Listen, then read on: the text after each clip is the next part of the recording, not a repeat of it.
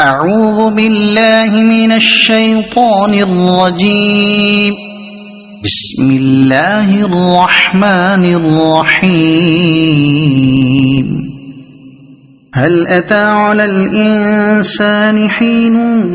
من الدهر لم يكن شيئا مذكورا إنا خلقنا الإنسان من نطفة أمشاج نبتليه فجعلناه سميعا بصيرا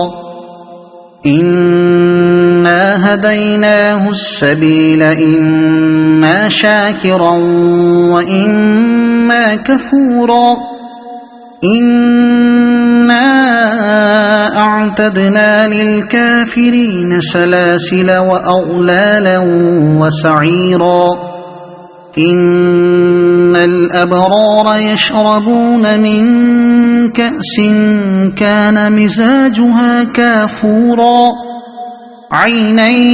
يشرب بها عباد الله يفجرونها تفجيرا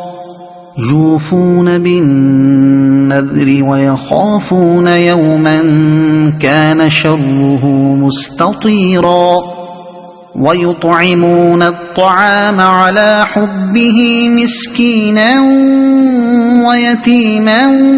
وأسيرا إنما نطعمكم لوجه الله لا نريد منكم جزاء ولا شكورا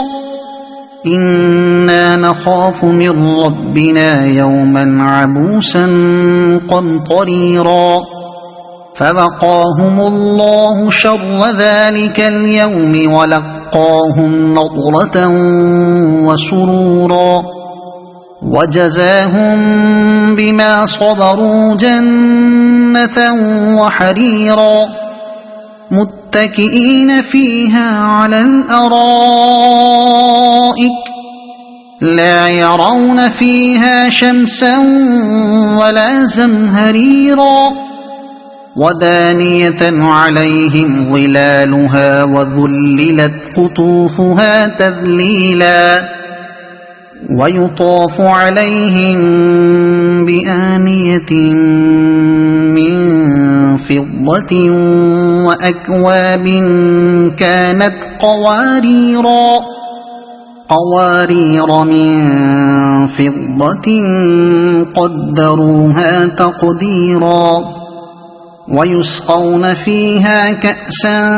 كان مزاجها زنجبيلا عينا فيها تسمى سلسبيلا ويطوف عليهم ولدان مخلدون إذا رأيتهم حسبتهم لؤلؤا منثورا وإذا رأيت ثم رأيت نعيما وملكا كبيرا عاليهم ثياب سندس خضر واستبرق وحلوا أساور من فضة وسقاهم ربهم شرابا طهورا إن هذا كان لكم جزاء وكان سعيكم مشكورا إنا نحن نزلنا عليك القرآن تنزيلا فاصبر لحكم ربك ولا تطع منهم آثما أو كفورا واذكر اسم ربك بكرة وأصيلا ومن الليل فاسجد له وسبحه ليلا طويلا إن هؤلاء يحبون العاجلة ويذرون وراءهم يوما ثقيلا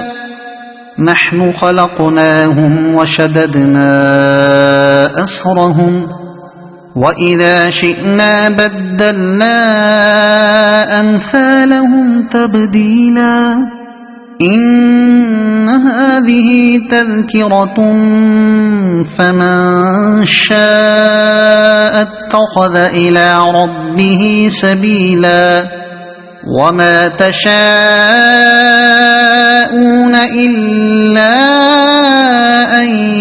يشاء الله